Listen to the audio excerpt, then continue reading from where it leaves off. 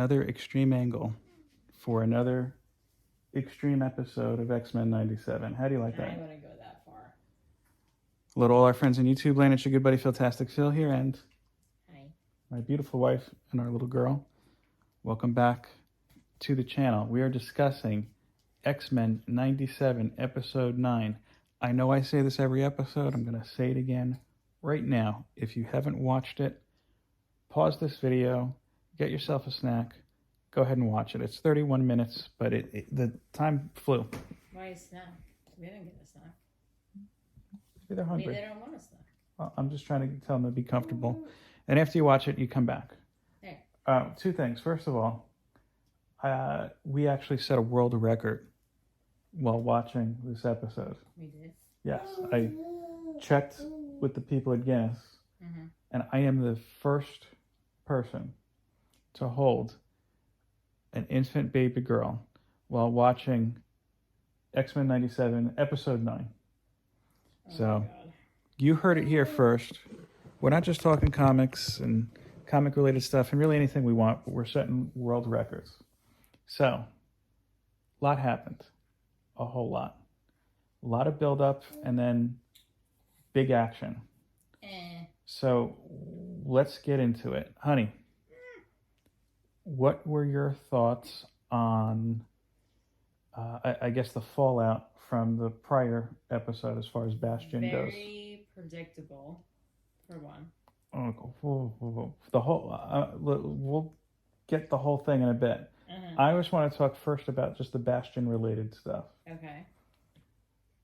So the X-Men are reunited with Professor Xavier. First, what did you think of Xavier's return? I mean, that was expected. Well, I mean, that's how the last episode left off. Right. I thought it was a little strange that they were all able to sleep in the mansion. It didn't look like it was habitable at that point. Then again, it seems like the entire world has been wrecked. So I don't think anybody from the township is checking, for certificate of occupancy. Someone is brushing up on their property. But yeah, I mean, you had a reunion. Storm is back into the fray with Forge. They're launching a plan. They split into blue and gold teams, which you may not know this. This is a callback to the 90s, which a lot of the storyline here is pulling from. There were two X-Men teams because there were two different books. One was just X-Men, that was the blue team, and one was the Uncanny X-Men, which was the gold team. And actually, if I'm not mistaken, I think they pretty much, maybe give or take two characters, the teams themselves line up with what was in the book. Cable. There was a nice moment between Cable and Cyclops. What did you think of that? She's just... You're not on camera, so I have to... You need to verbalize, honey. I wasn't really impressed. You weren't impressed? No. I thought it was a little odd that they were all wearing, with the exception of Cable, their older uniforms. The uniform Cable was wearing was indicative of that time. Actually, a little bit past that time. One thing, before I forget, I should mention. I realized that I had misstated Bastion's origin on our last episode. I had actually stopped reading X-Men when Operation Zero Tolerance, the storyline that Bastion came out because I didn't like the storyline. I think I joined it back a little bit later on, but Operation Zero Tolerance fell flat for me. I collected the book since, but I guess I never went back and read it. So then here's the big thing, Magneto. What did you think of the big soliloquy? Why don't we say the big argument between him and Xavier on the grounds of the mansion? It was okay. I mean, I don't know. It didn't really interest me. I mean, look, do you think Magneto had some valid points? Do you think Xavier had some valid points? If you were there, who would you side with? I mean, Xavier, for one. Why? Why? Why? It's pretty obvious. Well, I mean, look, two people defected which kind of follows Fatal Attractions, the comic, a bit, because as I was telling you earlier yesterday, I think, uh, in the comic, Colossus defected to Magneto's team, but Colossus has not been in the animated series, at least not in X-Men '97 as of yet. So instead, they had Rogue and Sunspot, who, I mean, come on, nobody really cares about. One thing though, did you notice what Rogue was wearing, immediately before? No. She was in most of those scenes wearing Gambit's coat. That's what I thought. You said she changed. She was wearing that later on. She wasn't wearing that in earlier I episodes. thought she did. No, she was wearing the coat. And Not also, earlier episodes. I thought you meant this episode. in this episode, yes, right before everything happened, she was wearing Gambit's jacket. Oh. She also, afterwards, you saw her green outfit was a Right. outfit that was used much later in the X-Men run. Okay, so then the big things happen. Xavier's trying to shut down Magneto's mind, which in Fatal Attractions is when Onslaught kind of was born. And Magneto slaps his helmet on top of Xavier. Do you know why that is? Yeah. Magneto's helmet is shielded, so Xavier can't read his mind or use his powers on Magneto when he's wearing the helmet. So by Magneto doing that, he's trying to shut down Xavier, basically. And then you have, you had a couple big things too. You have, supposedly, it looks like Cable, under Sinister's control, may have or may not have killed Jean. We don't know for sure. I don't think so, because I think Cyclops would have been running out there even before the fight was over. What did you think about that? I mean, It's the only thing that doesn't sit with me. I don't understand why Sinister has decided to assist Bastion. I mean, he wasn't involved in initially Fatal Attractions or Operation Zero Tolerance, but he's kind of similar to how his current involvement in the X-Men that are going on right now as far as Orcus goes. What did you think of, did you like the little nod when morphed into the Hulk? That was a little,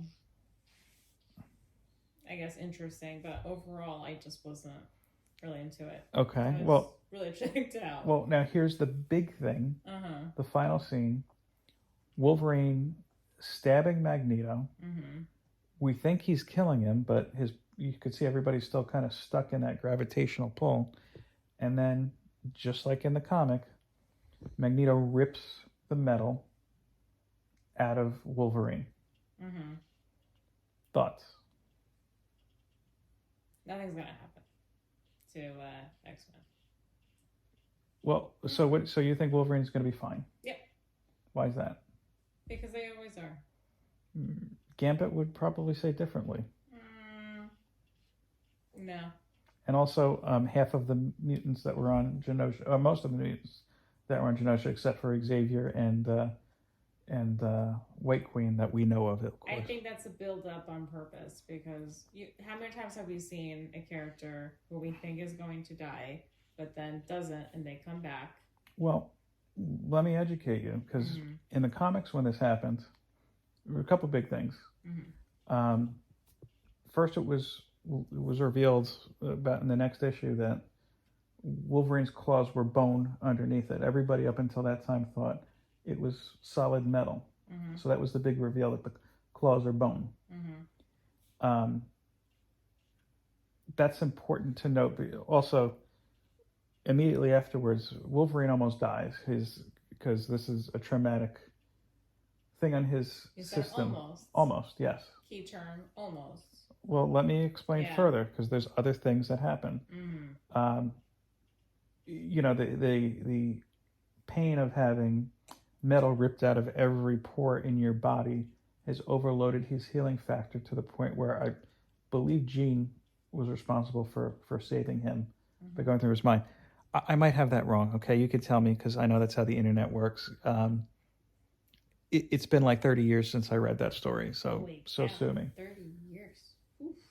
What immediately followed afterwards was, I think, one of my favorite times to be reading Wolverine, because he didn't get that metal back for several years. he was running around with bone claws, but he was still very much in the same kind of mindset where, he's the best at what he does. He has to fight. He has to do this. And as a result, you saw a weakened Wolverine go after and fight big enemies like Juggernaut. Sabretooth, of course, pops up. And it was a great time to be reading Wolverine. I even remember Cyber, who was one of my favorite Wolverine villains, probably my favorite Wolverine villain that is underused and underutilized. I think he's dead right now. That might be why. But the point is that you saw all the worst of the worst coming out of the woodwork. And again, Wolverine was doing what Wolverine does. And look, things happen. I think with Juggernaut, his actual bone claws got shattered. And as his healing factor slowly returned over time, it took several issues. You saw like the bone healing, that kind of twist you see in a bone. But even more so than that, it went from, I think, one of the most interesting and best times to be reading Wolverine to one of the oddest, where he actually started devolving until he turned into this, supposed to be like a feral Cro-Magnon looking type of creature. Do you remember I showed you some pictures of him? No. Yeah, he kind of... It got ridiculous to the point where he actually, at one point, didn't have a nose. She wants to look at you.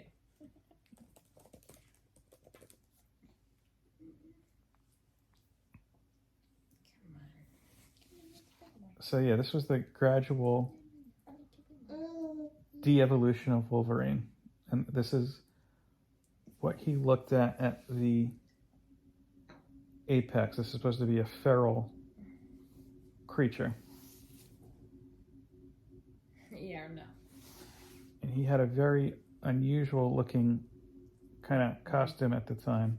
See that?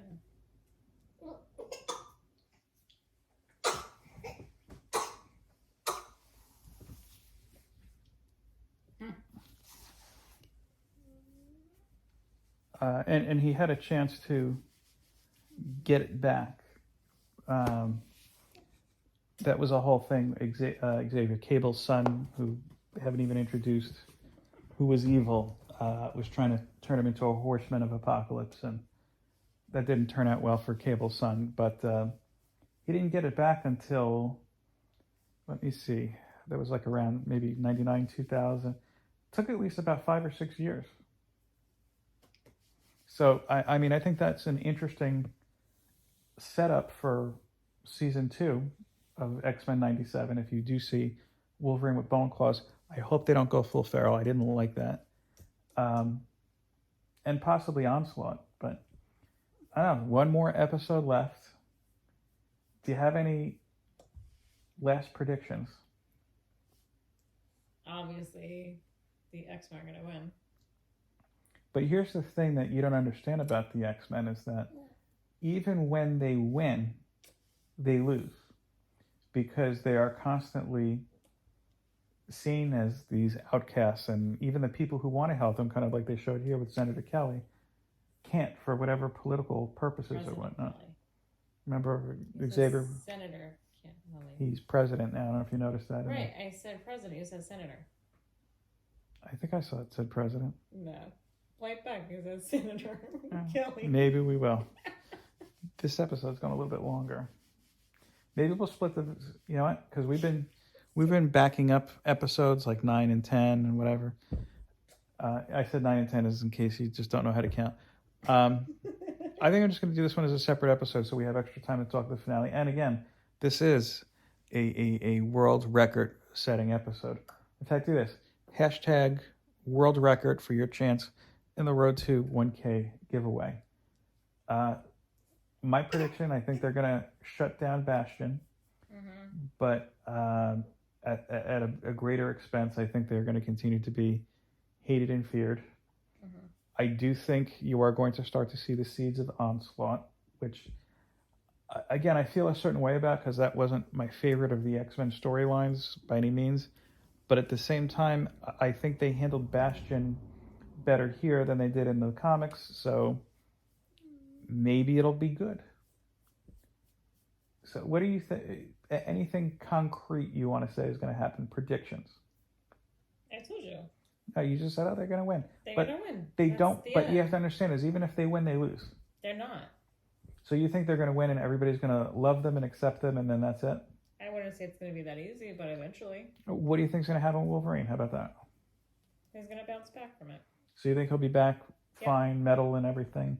Well, not everything, but in some form, I think he'll be back. Okay. What about Jean? Do you think she's dead or alive? Nah, she's alive. She's alive. Okay. Why, Anything you else? don't agree with that? I don't think they're going to kill her off this quickly. And if they do, I think maybe the Charge will somehow bring Phoenix back a little bit. That's a little far-fetched, to be honest with you. But I don't know. We shall see. Any final thoughts? That's pretty much it. Mel, you have anything to say? That's all for tonight. Peace, love, and comics.